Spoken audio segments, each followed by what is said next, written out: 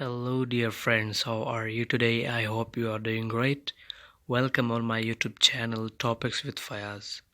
Our topic for today: what mindset and depression is. A great psychologist, Carol Dweck, described this by her own opinions about mindset and depression. So let's begin our topic. As a psychologist and an educator, I'm vitally interested in depression. It runs wild on college campuses, especially in February and March. The winter is not over, the summer is not in sight. Work has piled up, and relationships are often frayed. Yet it's been clear to me for a long time that different students handle depression in dramatically different ways. Some let everything slide, others do feeling wretched, hang on.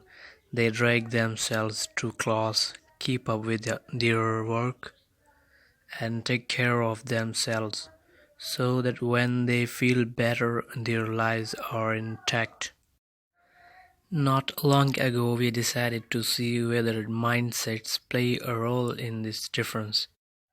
To find out, we measured students' mindsets and then had them keep an online diary for 3 weeks in February and March. Every day they answered questions about their mood, their activations, and first, the students with the fixed mindset had higher levels of depression.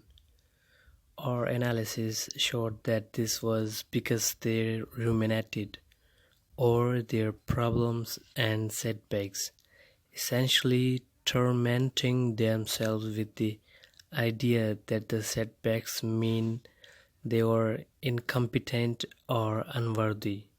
It just kept circulating in my head. You are a dope. I just couldn't let go of the thought that this made me less of a man. Again, failures labeled them and left them no route to success. The more they took action to confront their problems, the more they made sure to keep up with their schoolwork and the more they kept up with their lives. The worse they felt, the more determined they become. In fact, from the way they acted, it might have been hard to know how despondent they were. Here is a story a young man told me. I was a freshman and it was the first time I had been away from home. Everyone was a stranger and the courses were hard. And as the year wore on, I felt more and more depressed. Eventually, it reached a point where I could hardly get out of bed in the morning. But everyone was a stranger, the courses were hard, and as the year wore on, I felt more and more depressed. Eventually, it reached a point where I could hardly get out of bed in the morning. But every day I forced myself to get up, shower, shave, and do whatever it was I needed to do. One day I really hit a low point and I decided to ask for help.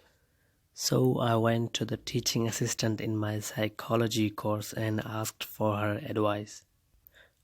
"Are you going to your classes?" she asked. "Yes," I replied. "Are you keeping up with your reading?" "Yes." "Are you doing okay on your exams?" "Yes." "Well," she informed me, "then you are not depressed." Yes, he was depressed, but he was coping with the way people in the growth mindset tend to cope, with determination. Doesn't temperament have a lot to do with it? Aren't some people sensitive by nature, while others just let things roll off their backs? Temperament certainly plays a role, but mindset is an important part of the story. When we taught people the growth mindset, it changed the way they reacted to their depressed mood. The worse they felt, the more motivated they became, and the more confronted the problems that faced them. In short, when people believe in fixed traits, they are always in danger of being measured by a failure. It can define them in a permanent way, smart or talented as they may be. This mindset seems to rob them of their coping resources. When people believe their basic qualities can be developed, failures may still hurt, but failures don't define them. And if abilities can be expanded, if change and growth are possible, then there are still many paths to success.